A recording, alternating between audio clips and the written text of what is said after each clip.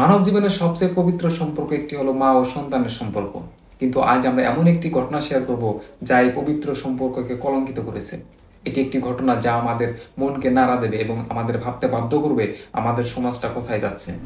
বাংলাদেশের বগুড়া জেলার একটি পরিবারে ঘটে গেছে এক হৃদয় বিদারক ঘটনা। সাদ বিন আজিজুর রহমান নামটি শুনে মনে হতে পারে এক সাধারণ ছেলে, কিন্তু তার হাতে ঘটে গেছে এক বড় ধরনের অপরাধ। তার মাকে হত্যা করে তিনি তার পরিবারকে নয়, পুরো সমাজকে হতবাক করে দিয়েছেন। কেন এমন হলো? পুলিশের সূত্র মতে মায়ের সঙ্গে তার হাত খরচ নিয়ে তর্কাতর্কি হয়। তর্কাতর্কি শেষে তিনি ক্লাস থেকে বাড়ি ফিরে আসেন। পরে পূর্ব পরিকল্পিতভাবে মায়ের শ্বাসরোধ করেন এবং মৃতদেহ ফ্রিজে লুকিয়ে রাখেন। যেন এখানে শেষ নয়, ঘটনাটি ডাকাতি বলে সাজানোর জন্য বাড়িতে ভাঙচুর ও নাটকও করেন। এটা কিভাবে সম্ভব হলো? এমন নির্মম কাজের পেছনে কি ছিল? ছেলেটি কেন এমন করলেন? এটি কি মুহূর্তের রাগ, নাকি দীর্ঘদিনে জমে থাকা হতাশা ও মানসিক চাপ? এমন ঘটনা আমাদের চোখে আঙ্গুল দিয়ে দেখিয়ে দেয় যে পরিবারের ভিতরে সম্পর্কগুলো কতটা অবহেলিত হয়ে পড়েছে। ছোট ছোট তর্ক নিয়ে কত বড় ধরনের ঘটনা হয়ে যেতে পারে। এই ঘটনা আমাদের সমাজে ও পরিবারের মানসিক স্বাস্থ্য নিয়ে প্রশ্ন তুলে ধরে।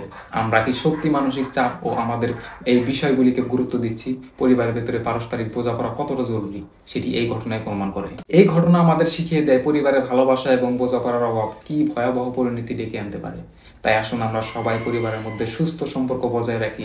যদি কোনো সমস্যা থাকে সেটি মনের ভেতর রেখে না দিয়ে খোলামেলা আলোচনা করি। আপনার একটু সচেতনতাই হয়তো এমন একটি মর্মান্তিক ঘটনার প্রতিরোধ করতে পারে। তো বন্ধুরা, আজকের ভিডিও এখানে শেষ করছি। আপনারা কি মনে করেন? এমন ঘটনা এড়াতে আমাদের কি করা উচিত? কমেন্টে জানাবেন।